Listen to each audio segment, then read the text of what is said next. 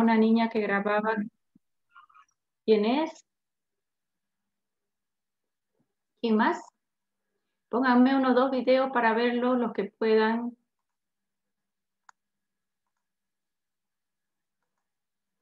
Están todos en pijama, parece. No, lo importante es escuchar la clase y participar. Entonces ya hemos hablado de que administro el fármaco se absorbe, se distribuye, hace su efecto y generalmente luego se va a eliminar. Hemos hablado de estos 2 conceptos extremadamente importantes: acción farmacológica y efecto farmacológico. ¿Qué era el efecto? Consecuencia de la acción farmacológica, vale decir la respuesta clínica. Puede ser lo que yo espero y me va a determinar un grado de efectividad, o puede ser un efecto no deseado que está prendido a la acción farmacológica deseada. Bien. En el concepto de farmacodinamia, habíamos visto que eran 3 sinónimos. ¿Cuáles eran? Mecanismo de acción y acción farmacológica. Eso, soy repetitiva para que de una vez ya sea obvio, ¿ya? O sea, son conceptos obvios en farmacología, eso ya ni lo pienso, yo sé que es así. Y aquí simplemente, bueno, ya hemos hablado de acción y efecto, pero para que lo visualicen mentalmente. ¿Qué tengo yo acá? Esta es la doble membrana lipídica de la que yo hablo siempre. La han estudiado en biología, ya no la han vuelto a ver en la universidad, pero este concepto lo traemos de vuelta. Es el ejemplo de mosaico fluido de la doble membrana lipídica de Peyce-Curtis. ¿Ok? Fíjense que esto es un polo liposoluble y esto también.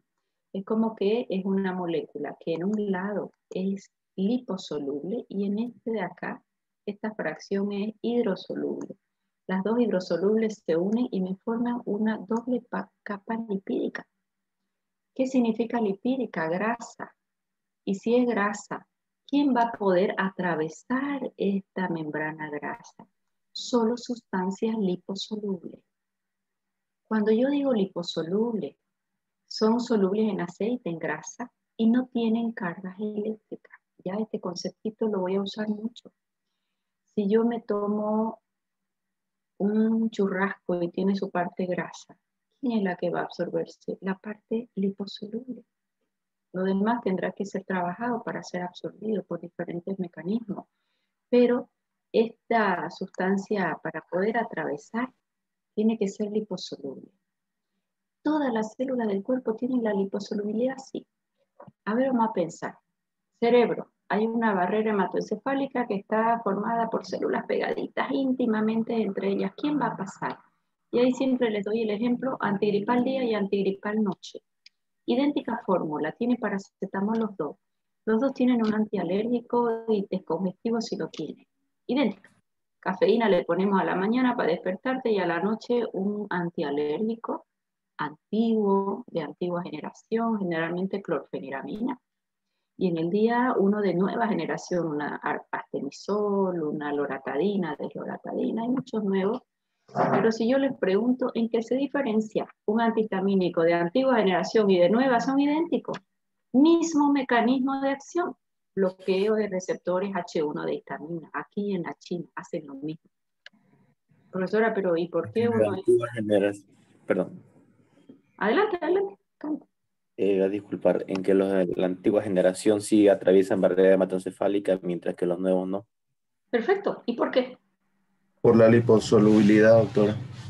Eso, la liposolubilidad. Esta es mi molécula, es liposoluble. ¿Qué significa que yo le quite liposolubilidad? Le voy a poner cargas eléctricas. Y eso hace normalmente el hígado. Pasan por ahí, le pone cargas eléctricas. Algo liposoluble ya no es liposoluble. No va a cumplir acción en ningún lado y se va por el riñón. ¿De acuerdo? Entonces depende de la liposolubilidad. Han hecho la molécula y le cambiaron sus cargas eléctricas para que cuando llegue al sistema nervioso central no atraviese la barrera y no me dé sueño. Ojo, medicina 1 más 1 no es 2. ¿Qué significa? Hay pacientes que te van a tomar un antialérgico de día y les va a dar sueño. ¿Por qué? Porque va a haber una hiperpermeabilidad. muy característico en estrés, muy característico cuando hay problemas de intestino, de hiperpermeabilidad de intestino, también lo hay en sistema nervioso central. Lo vemos mucho en niños autistas, niños con déficit de atención, esos niños que hacen reactividad de nada generalmente. Ya, todo eso es bastante relativamente nuevo y se lo está estudiando mucho. Pese a que barrera hematoencefálica no debería pasar, sí puede haber una hiperpermeabilidad. Bien, entonces esta doble membrana lipídica va a ser quien manda si el fármaco entra o no entra, tanto para absorberse como para entrar a cualquier órgano. Si esta es la doble membrana lipídica y aquí está mi bacteria, porque es del intracelular, esa es la membrana, luego está el citoplasma, luego está el núcleo. Aquí está la bacteria. Este fármaco tendrá que atravesar la doble membrana lipídica para venir a destruir esta bacteria. Pero si mi fármaco se me queda por aquí dando vueltas en sangre, como es la penicilina natural, ¿atraviesa o no atraviesa? No No, atraviesa. porque tiene cargas Ahí. eléctricas. Exacto. El aminoglucósido igual, la gentamicina, amicacina, tiene cargas eléctricas, es catiónica. Catiónica o aniónica, esto ya ni me acuerdo. Tiene carga eléctrica, punto. No va a servir para un intracelular, aunque lo inunde de aminoglucosa. ¿De acuerdo? Bien, acá que tengo este receptor, hagamos de cuenta, vuelvo con el salbutamol, creo que lo han estudiado en memoria ya, ¿no? Este sea mi receptor beta 2, ese receptor ya existe.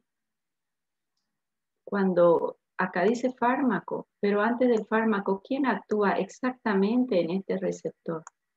La noradrenalina. Ella viene, actúa y hay un efecto dilatador. Pero viene este fármaco, ocupa el receptor y va a hacer lo mismo que ella. Cuando el fármaco hace lo mismo que el neurotransmisor, ¿cómo le llamamos a ese fármaco? Si este fármaco viene y ocupa el lugar de la noradrenalina y hace lo mismo que ella, ¿cómo le llamo a ese fármaco? Agonista. Antagonista. Agonista. Agonista. Agonista. Agonista. Hace lo mismo que el neurotransmisor y ahora vamos, creo que hay una lámina. Voy a avanzar un poco. Bueno, este cuadro es solo para tener en mente que no va a venir volando el fármaco a hacer lo que quiere. Viene y ocupa receptores que ya existen. Tengo doble membrana lipídica. O sea que a partir de ahí, cuando el fármaco actúa, cuando el fármaco ingresa a la célula, tiene diferentes formas de actuar. Por ejemplo, acá donde tengo mi línea, esto de aquí es la membrana celular, ¿ya? Que apenas se ve. Sí, ¿por qué se la dibuja la membrana celular 2 siempre? La doble membrana lipídica. Exacto. Si yo les digo que este fármaco 1 del exterior pasó sin pedir permiso hasta el interior de la célula, ¿qué características él deberá tener? Es liposoluble. Liposoluble. Cargas eléctricas. O sea que es una difusión simple que va a usar. Más no es el único mecanismo por el cual el fármaco va a ingresar hasta su lugar de acción. Este fármaco 2 va a ocupar un receptor. Aquí viene el concepto de receptor. ¿Qué son receptores? Son macromoléculas, generalmente proteicas, que están insertas muchas veces en la membrana celular, aunque también puede estar en el citoplasma y también pueden estar en el núcleo. O sea, concepto nuevo, receptor. Receptor macromolécula de naturaleza proteica, generalmente metida, como ven acá, inserta en la membrana celular. Puede estar en el citoplasma, puede estar en el núcleo con menor proporción, pero puede. Y en el fármaco ocupa el receptor. Cuando ocupa el receptor recién van a ver los cambios acá. O sea que es una acción más indirecta. Ocupa el receptor y ahí lo activa, lo inactiva y voy a tener un efecto farmacológico. O sea que yo voy a trabajar sobre un receptor. Resulta que hay otro tipo de macromoléculas que también están insertas en esta doble membrana lipídica. Al insertarse, ellas hacen una especie de canal transmembrana y acá podrán pasar sustancias que sean no liposolubles. El agua, por ejemplo, va a pasar por un canal transmembrana. El agua tiene carga eléctrica, positivas y negativas, y va a poder pasar. Entonces puedo tener un conducto. El fármaco ocupa, abre ese conducto porque no estará abierto todo el tiempo y podrá atravesar por ahí y puede ser no liposoluble. O este mecanismo también es muy usual, acoplado a la proteína G. Ocupa su receptor y de ahí activa a la proteína G, y la proteína G es la que va a hacer los cambios intrínsecos. Bien. Acá un ejemplo nada más de acción y efecto farmacológico. Fíjense que cuando yo digo dos fármacos, estamos usando mucho ahora. COVID-AINE, ibuprofeno y glucocorticoides. Para nosotros usar glucocorticoides, muchos pacientes tuvieron que haber muerto. Se hicieron muchas biopsias y se dieron cuenta que había una inflamación extrema, y cuando hay inflamación termina en coagulación. Entonces de pronto hoy usamos en muchos de los pacientes glucocorticoides y también usamos anticoagulantes y el paciente mejora, van saliendo esos pacientes más críticos. ¿Qué diferencia habrá entre usar un ibuprofeno y un glucocorticoide en mecanismo de acción? ¿Quién mirando esta gráfica un poquito se atreve a darme el mecanismo de acción? Empecemos por este ibuprofeno. Acá entra ibuprofeno, diclofenaco, aspirina, meloxicam, piroxicam. ¿Quién sabe el mecanismo de acción de esos AINES, analgésicos, antiinflamatorios, algunos antitérmicos, otros antiagregantes plaquetarios?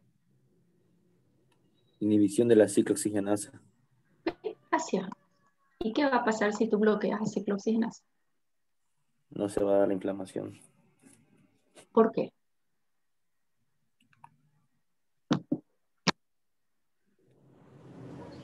Va a inhibir los... Vamos. Puedes mirar hacia arriba, puedes mirar hacia abajo. Sí, de la enzima, doctora. Ya, la voy a bloquear. Muy bien. ¿Qué más? ¿Y por qué? ¿Por qué dices que disminuye la inflamación? Bloquea los mediadores de inflamación, doctora. ¿Cómo cuáles? El tromboxano y la prostaciclina. Ya, me gustó tu respuesta. Este AINE bloquea ciclooxigenasa. Vamos a estudiar de aquí para abajo. Esto de acá, la ciclooxigenasa va a dar lugar a 3 mediadores de inflamación que se llaman prostaglandina de la serie 2. Ojo, prostaglandina serie 1 y serie 3 son antiinflamatorias. Serie 2, proinflamatorias. Estas prostaglandinas son las responsables de la inflamación, dolor, rubor, edema, toda la tetrada de Celso, la prostaciclina y el tromboxano. Por eso cuando hay inflamación termina con un fenómeno trombótico, es lo que estamos viendo en COVID. Entonces esta ciclooxigenasa es la enzima madre para toda esta vía que le vamos a llamar los 3 vía principal de la inflamación. ¿Por qué principal? Porque hay una alterna. Resulta que arriba de la ciclooxigenasa está el ácido araquidónico. Y el ácido araquidónico puede alimentar las 2 vías de la inflamación. ¿Cuáles son? La vía de la ciclooxigenasa y la vía de la lipoxigenasa, que va a formar leucotrienos, y estos son los principales actores en procesos asmáticos, por ejemplo, procesos alérgicos. ¿De acuerdo? Entonces tengo 2 vías de inflamación, la principal y la alterna. Si yo bloqueo la ciclooxigenasa, bloqueo la vía principal, pero me queda la vía alterna, alimentada. Entonces a veces das un ibuprofeno en un asmático y lo que hace es aumentar la crisis de asma porque potenció esta vía. Quedó sin bloquear. Pero, ¿qué va a pasar? ¿Qué pasa si yo en lugar del ácido araquidónico bloqueo más arriba? Esta es la enzima madre que dispara la inflamación, es la que da la gasolina para que la inflamación no tenga tope. ¿Por qué? Porque esta doble membrana lipídica que tienen todas mis células fue agredida. ¿Quién la agrede? Un virus, una bacteria, el cirujano cuando corta, yo cuando me golpeo, cuando me quemo, se pone rojo y hay inflamación, un esguince de tobillo. Todo eso son fenómenos físicos o químicos que agreden mi doble membrana lipídica. Y si la agreden, ¿a quién se libera? ¿Quién es la enzima madre? Fosfolipasa A2. Ahorita ustedes estaban, si te quemaste con el agua caliente del termo, se quedó rojo y se inflamó. Tu fosfolípido de membrana liberó fosfolipasado. Entraste a cirugía, el cirujano cortó, rompió la doble membrana lipídica y hay mucha fosfolipasado. Tu paciente es gordito, bien gordo, obeso. ¿Cuánto tiene de fosfolípido de membrana? Mucho. Tejido adiposo tiene puro grasa, fosfolípido. Viene el virus, ¿y por qué en el gordito el COVID se nos incendia? Porque tengo materia prima para inflamar.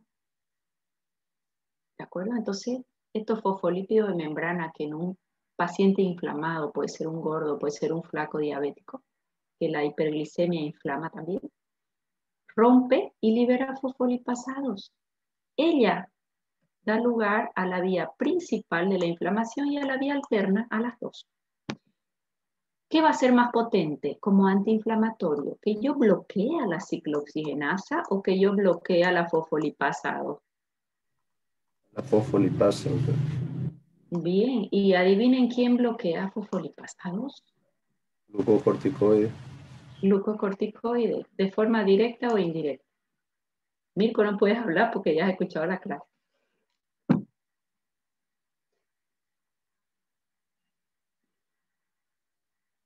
Ajá, ¿y los demás? Bueno, ya lo vamos a aprender. Glucocorticoide no tiene acción directa, sino que él le da la orden a mis células que formen una proteína. Las proteínas se sintetizan en el ribosoma. Esa proteína se llama lipocortina. Y la lipocortina es la que inhibe a la fosfolipasado. Entonces yo bloqueo desde aquí la inflamación. ¿Vía principal y alterna o las dos?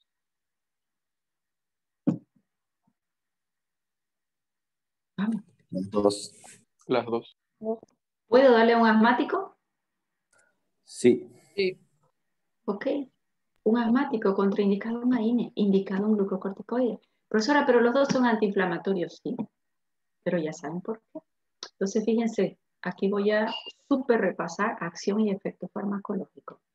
Si yo les pregunto, ¿cuál es la acción o el mecanismo de acción o la farmacodinámica de los AINES, que es el ibuprofeno y el ciclooxigenasa? ¿Cuál es su efecto farmacológico? ¿Es analgésico? ¿Es antitérmico? Tiene algo de efecto antiagregante plaquetario y antiinflamatorio. Listo, 4 efectos. Uno de ellos es muy fugaz, que es el antiagregante plaquetario. Aspirina le gana, ya vamos a ver por qué. Porque inhibe ciclooxigenasa irreversible. Es el único. Ya lo vamos a estudiar. ¿Y el glucocorticoide qué mecanismo de acción tiene? Indirecto. Estimula la lipocortina y la lipocortina inhibe fosfolipasado. Ok. Efecto farmacológico, antiinflamatorio y punto. ¿Es antitérmico? No. ¿Es antiagregante plaquetario? Lo vamos a discutir porque en algunos pacientes, según la fase, pudiera agregar o antiagregar y eso es discusión neurológica siempre. Pero no tiene los efectos que tiene la INE. Para bajar la temperatura voy a poner un glucocorticoide, ¿no? Ojo, indirectamente, si baja la inflamación y la inflamación era quien disparaba temperatura, pudiera indirectamente. Pero no es un antitérmico. Es analgésico, no, pero si baja la inflamación, probablemente el dolor también se controla. Todo es indirecto. ¿De acuerdo? Ah, pero es inmunosupresor. Puede ser un efecto deseado en un trasplantado o no deseado en un paciente que lo estás usando por ser antiinflamatorio. ¿Quedó clarísimo acción y efecto? Sí, doctor. ¿Preguntas hasta aquí? Bien. ¿Dónde actúan los fármacos? Pues los fármacos pueden tener una acción local. Si yo me tomo un jarabe de un antiácido, hidróxido de aluminio y magnesio, malandrato, acitil, el que ustedes quieran, yo me lo tomé. ¿Llega a sangre o no llega a sangre? Mirko no puede hablar, lo tenemos castigado. En farmacia tengo un alumno, empecé yo a hacer las preguntas y todo, lo respondía, pero con muy buen nivel. Y me fue muy raro. Bueno, entonces le digo, bueno, vamos a esperar a que los demás respondan para él responder, porque yo empecé a avanzar muy rápido, porque todos me lo respondían y muy bien. Resulta que había sido profesor de farmacología clínica en una universidad privada y necesita el título de la Gabriel, ¿no? Entonces yo empiezo a avanzar rápido porque él contestaba, pero no era lo que todos los alumnos pensaban. Así que a Mirko lo silenciamos un poquito. A ver, los demás, pónganme, ¿dónde está Vinicio? No era Vinicio, había un brasilero que ponía ahí, siempre estaba atento o no se ha despertado. 2 o 3, pónganme sus camaritas y me responden. Me tomo esas sales o esas suspensiones, son suspensiones antiácidas, porque tengo mucha acidez. ¿Llega sangre o no llega sangre? No No llega llega a sangre. Teóricamente no llega, ¿no? El magnesio sí va a atravesar un poco y el aluminio no debiera, pero si hay una hiperpermeabilidad de intestino va a poder. ¿Con esto qué quiero decir? Que aunque yo tome vía oral, no necesariamente el fármaco llega a sangre. Cuando no llega a circulación sistémica, le vamos a llamar acción local o tópica. Me gusta más tópica cuando es sobre mucosa, tópica o local. Si yo voy a poner un óvulo a una señora embarazada que tiene una micosis, un óvulo antimicótico, yo quiero que el fármaco actúe a nivel vaginal o que alcance sangre. Los hongos son vaginales. A nivel vaginal. ¿A nivel de mucosa, doctora? Sí, señora. A nivel de mucosa. Entonces, ¿qué característica va a tener ese óvulo? Que No posea carga existe. positiva y Ok. no sea hidrosoluble. Eso, que no sea liposoluble o que sea hidrosoluble o que tenga cargas eléctricas. Perfecto. Y eso se lo logra así. Entonces, muchas veces mis alumnas me llaman, doctora, estoy embarazada, pero me dieron este antimicótico y yo lo leí y es muy tóxico para mi bebé. Sí, pero tiene acción tópica o local. ¿De acuerdo? Ah, pero pueden colocar un estrógeno, por ejemplo, una hormona vía vaginal, que hay en cremas vaginales o en óvulos vaginales, y ella es muy liposoluble. ¿Se absorbe o no se absorbe? Sí, se absorbe. Mucosa vaginal altamente irrigada, excelente vía de administración para quien liposoluble. Entonces, el mismo óvulo, anfotericina, que puede ser un antimicótico, acción tópica o local en piel o mucosa, mientras que voy a poner uno liposoluble y la acción ya va a ser general o sistémica porque llega a circulación sistémica. ¿Ya? Entonces, acción local es solo lo que va a quedar en piel o mucosa. Si yo digo absorción en piel, imagínense si todo lo que tuviésemos en piel se va a absorber. Yo entraría a una piscina y quedaría hinchada de agua y eso no ocurre, porque nuestra piel tiene sus células impermeables. ¿Quién va a pasar? Solo lo muy liposoluble. ¿De acuerdo? Y en mucosa, excelente vía de absorción la mucosa, pero solo lo muy liposoluble. ¿Puedo yo colocar un parche de estrógeno en la piel de una mujer menopáusica y que haya absorción? Sí. Sí. ¿Ya? Y he colocado en piel. Entonces, ¿qué característica tendrá ese principio activo? Muy, muy liposoluble. ¿Puedo poner un parche de nicotina? Sí. Claro, la nicotina es muy liposoluble. De modo que no haga ese síndrome de abstinencia el fumador y reciba sus niveles de nicotina y después cada vez menos pensando en que pudiera ser un mecanismo para dejar de fumar. ¿Qué nos interesa también? Acción sistémica o general. ¿Qué significa sistémica? Que llega a la circulación. ¿Puede yo colocar en colirio algo que llegue a circulación? Sí, va a llegar en baja escala porque la vía ocular no es una excelente vía de absorción. Tiene que ser muy liposoluble y voy a poner pocas gotas, poca cantidad. Nasal será una vía que puede llegar a circulación sistémica. Sí. Altamente irrigada y violenta. ¿Quién va a pasar? ¿Lo liposoluble o lo no liposoluble? Si yo le pongo agüita ahora porque estoy congestionada, un suerito nasal, un cloruro de sodio porque estoy congestionada, al bebé le ponemos, ¿no?, un suerito para que descongestione. ¿Llega a sangre o no llega a sangre? No. No llega a sangre. Ok, pero si usamos una cocaína, hay hormonas, no necesariamente cocaína, oxitocina, por ejemplo, es muy liposoluble y se la está usando vía nasal, que se la usa a veces en niños que no tienen esa interacción social con otros niños y que les genera cierto grado de pánico. Muchas veces en autistas usamos oxitocina, que es la hormona del apego. Es la hormona que me permite interactuar con los otros seres humanos sin sentirme amenazada, ¿no? Puedo usar. O alguna otra hormona que ya la están haciendo por vía nasal, sí. Ahora están experimentando vacunas COVID por vía nasal y yo no necesito que se quede en la nariz. Yo necesito que esos antígenos ingresen al organismo y a partir de ahí se formen los anticuerpos. ¿De acuerdo? O sea que acción sistémica es lo que va a llegar a circulación. Todo lo que llega a circulación va a estar en contacto con todas mis células hasta donde la liposolubilidad del fármaco le permite. ¿Qué estoy diciendo? Que no todo va a entrar hasta mi última célula o al intracelular. ¿De qué va a depender? Va a depender de su liposolubilidad. Si yo coloco el paciente tiene meningitis por un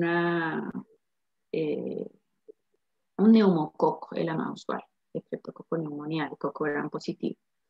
Le podrás poner una gentamicina dosis alta o amicacina dosis alta, dosis neurológica, sabiendo que la genta o la amica tiene carga eléctrica. ¿Le puede usarla en una meningitis? ¿Qué opina? ¿Va a llegar al sistema nervioso central o no? Lo has puesto en sangre porque no se absorbe en vía oral. Alta dosis de genta o amica. ¿Me servirá para tu meningitis por neumococo?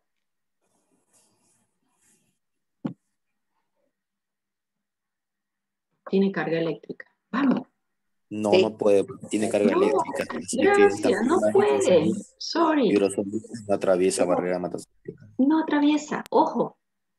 Cuando hay meningitis se abre un poquito unos poros y la que sí puede pasar es la penicilina porque es muy chiquitita la molécula. Tiene carga eléctrica pero chiquitita. El aminoglucósido es un aminociclitol, la molécula es muy grande. ¿De acuerdo? O sea que hay un excepto, todo hay excepto en medicina. Penicilina tiene carga eléctrica, pero en meningitis atraviesa. Cuando ya eso se suelda ya no atraviesa. Porque en meningitis hay un poquito de hiperpermeabilidad en barrera hematoencefálica, pero solo pasará lo de muy bajo peso molecular. El caso es la penicilina, que es primera línea en neumococo. Bien. Entonces ya tengo acción en piel o mucosa sistémica y este otro es sitio de acción indirecta. ¿Qué significa? Acción farmacológica en un órgano y el efecto farmacológico en otro órgano. Pocas veces ocurre esto y ocurre con fármacos que son expectorantes más que todo. ¿Cómo se llama el nervio que inerva pulmón y también mucosa gástrica? Nervio gástrico. Neumogástrico. ¿Qué par craneal es? Décimo. El 10º par craneal. ¿Ok? ¿Qué pasa si tú irritas mucosa gástrica y está inervada la mucosa gástrica junto con el pulmón, con el mismo nervio, el mismo terminal nervioso? Habría una estimulación tanto en la mucosa gástrica como en el pulmón. Sí, señor. Irrita mucosa gástrica puede dar, siempre les doy el ejemplo del ají. Llegaste a casa muerto de hambre y le pusiste ají a tu comida y parece que lo hicieron de terror, el ají bien cochabambinense, picante. Empiezas a comer y empiezas a toser o no. ¿Por qué? Porque irritaste mucosa gástrica. Ese es el mecanismo de acción indirecta. Yo actúo en un órgano, en este caso mucosa gástrica, y reflejamente hay tos. Entonces ese es el mecanismo de fármacos expectorantes. Das un fármaco, irrita mucosa gástrica y eso provoca tos. ¿De acuerdo? Es el mecanismo de acción del ají, tal cual. Pero fíjense ustedes que acción farmacológica en un órgano y el efecto es en el otro órgano, pero por vía indirecta. ¿Ya? Muy pocos fármacos lo tienen. Los expectorantes sí, irrita mucosa y provoca tos. Sin embargo, el mejor expectorante es el agua. ¿Por qué? Porque si tú tienes hidratado al paciente, toda esa mucosidad aumenta su contenido y al aumentar el contenido estimula receptores para aumentar volumen de secreción y cuando hay volumen de secreción en bronquio el paciente tiende a toser y expectorar. Por eso es que el mejor expectorante es el agua. En nuestro mercado farmacéutico hay combinaciones de fármacos que no siempre son las mejores del mundo. Por eso ustedes tienen que estudiar bien cada principio activo. Y a veces en el frasco dice expectorante y antitusivo. ¿Será que yo puedo tener un expectorante y un antitusivo? No. Porque ¿qué es expectorante? Yo voy a provocar tos para sacar secreciones. No tengo cómo más sacarla. No hay un medicamento mágico que yo lo tome y que destruya las secreciones y las haga desaparecer. La secreción está ahí. Hay que expectorarla. Pero si yo le doy un antitusivo y le bloqueo el reflejo de la tos, ¿será que voy a poder expectorar? Si yo bloqueé el reflejo de la tos, no, no puedo expectorar. Por ejemplo, en neumonía COVID, ahora cuando viene esa tos horrible, irritativa y no productiva, ¿la tengo que cortar o no? Sí, ahí sí doy un antitusivo. Porque cada que hay un acceso de tos que es irritativa la tos, porque el virus agredió e inflamó parénquima pulmonar y no expectora nada, le baja la saturación, genera cansancio. Ahí sí puedo usar con todo derecho un antitusivo y lo estamos usando. Pero si tienes una neumonía, no por COVID, con una abundante cantidad de secreción y das un antitusivo, las secreciones se va a quedar allí, es un caldo de cultivo para la bacteria y tu paciente no va a salir adelante, contraindicado el antitusivo, a no ser que ponga en riesgo la tos, la vida del paciente, que es otro caso. ¿Quedó claro? Entonces acá cierro con acción local, piel y mucosa, sin llegar a sangre. Acción sistémica, cualquier vía que yo use, que el fármaco llegó a sangre. Y la acción indirecta, acción farmacológica en un órgano y el efecto farmacológico en otro órgano. Bien, este conceptito ya un poquito lo hemos revisado, lo vamos a profundizar. Cuando yo decía fármaco agonista, los fármacos agonistas tienen dos características. ¿Cuál era la primera? Ocupa un receptor, ¿verdad? ¿De quién es el receptor? Llega y se inventa un receptor del fármaco. Del neurotransmisor. Okay, o sea, receptores que existen del neurotransmisor. ¿Y cuál es su segunda característica de un agonista, un fármaco agonista? Cumple la misma acción que el neurotransmisor. Ok, ¿y eso qué se llama? Que tiene actividad intrínseca. Checa. ¿Qué es actividad intrínseca? Todos los términos los tienen que saber porque los libros los usan o actividad intrínseca, ya. ¿Qué es actividad intrínseca? Que hace lo mismo que el neurotransmisor. Por eso cuando decimos salbutamol, agonista, adrenérgico, beta 2 mayor a beta 1, que va a ser lo mismo que la noradrenalina en beta 1 y en beta 2. Es un fármaco agonista. Siempre que me pongan agonista tal, tienen que ponerme el sistema. A veces me ponen agonista beta, agonista adrenérgico beta. O es un fármaco agonista, me dicen, pero no me dicen si muscarínico, nicotínico, colinérgico, adrenérgico. ¿Va? Ok, esto lo voy a pasar acá. No, vamos a hacer otro cuadro. No sé si puedo meter otro cuadro. Lo pierdo el de arriba, pero bueno, ya está. ¿Y un fármaco antagonista qué característica tendrá? ¿Ocupa el receptor o no ocupa? Sí, ocupa otra. El mismo receptor del beta 2, ocupémoslo. Este fármaco se va a llamar beta bloqueante. Va a ocupar el receptor igualito que hacía el salbutamol. Pero ¿qué características iba a tener? No tiene actividad intrínseca. ¿Y qué significa? No deja activar el neurotransmisor. Ok, ¿no lo deja actuar al neurotransmisor? No lo deja actuar. A ver, pensemos. Este fármaco se va a llamar propanolol. A priori yo le digo que es antagonista de receptores beta. Antagonista de receptores adrenérgico beta. Se llama beta bloqueante. ¿Ok? Ocupa el receptor y no lo deja actuar al neurotransmisor. ¿Qué hacía el neurotransmisor en condiciones normales en el beta 1? ¿Qué hacía? Aumenta la frecuencia cardíaca. Bueno, las cuatro. Estimulaba. Aumenta 4 propiedades hacia taquicardia. Y si yo lo bloqueo y no le dejo actuar a la noradrenalina, ¿qué va a Hace el pasar? efecto opuesto. Ok, disminuye las 4 propiedades cardíacas y ese paciente va a poder hacer, ¿en qué lo voy a poder usar? Si disminuye las 4 propiedades cardíacas. Hipertenso. ¿En una taquicardia? Ya. Presión, hipo o hipertensión es en vaso. Lo vamos a divorciar del corazón, aunque tienen relación. En una taquiarritmia. Y si le doy en una bradiarritmia, ¿qué va a pasar?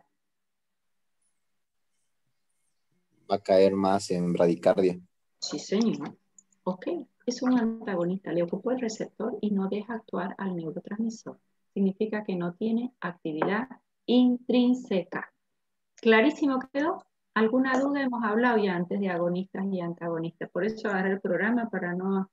Pues yo empiezo a dar clase y empiezo a hablar y relacionar todo, pero hay un programa, lo vamos a hacer pie a la letra, ¿ya?